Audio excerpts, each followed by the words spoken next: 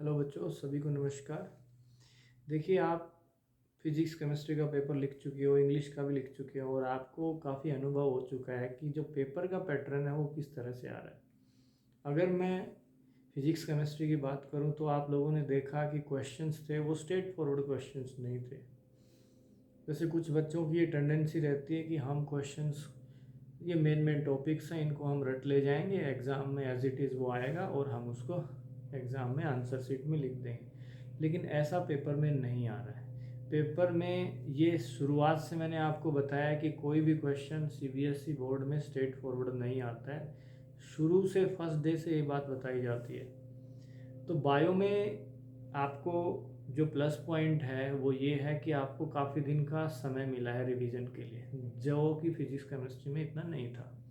तो करीब करीब आपके पास 9 दिन या 10 दिन का समय है।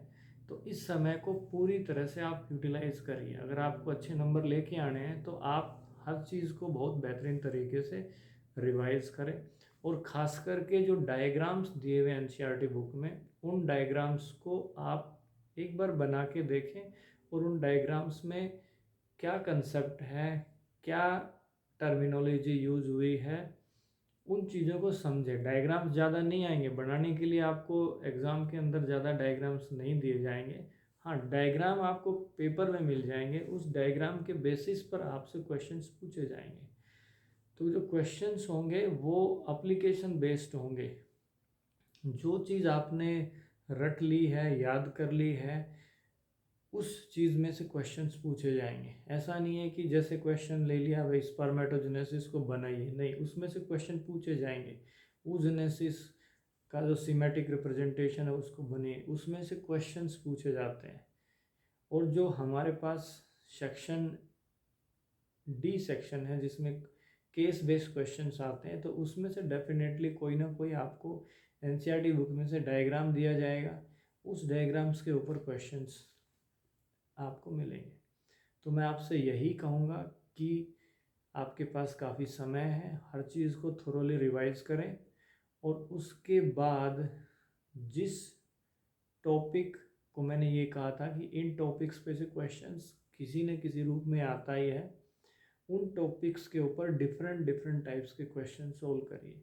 और मैंने आपको बहुत सारे सैम्पल्स फोटोकॉपी करके दिए हुए हैं और उनको हमने डिस्कस भी किया हुआ, हर क्वेश्चन डिस्कस किया हुआ है। जो भी मटेरियल, चाहे वो यूनिट टेस्ट हो, चाहे वो प्री बोर्ड हो, चाहे वो सैम्पल पेपर प्रैक्टिस के लिए दिए, उन सभी को अब आप रिवाइज करें।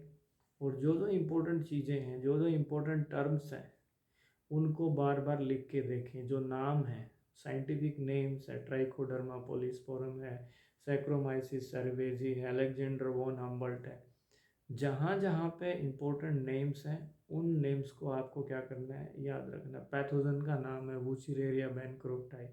सो practice, write twice, thrice, 4 time, 5 time, 6 time, जितनी बार हो सके, जब तक वो नाम आपके भेजे में नहीं घुस जाता तब तक आप उसको प्रैक्टिस करते रहिए। तो इन सब बातों का आप ध्यान रखिए। और फिर भी अगर आपको किसी प्रकार की कोई दिक्कत आती है किसी भी टॉपिक के अंदर, तो आप मेरे से टेलीफोनिकली कांटेक्ट कर सकते हैं। इसके अलावा बहुत सारी चीज़ें मैं अपडेट करता रहूँगा किसी न किसी तरीके से। तो आप मेरे कांटेक्ट में रह सकते हैं जब तक आपका पेपर कंप्लीट नहीं हो जाता। Thank you.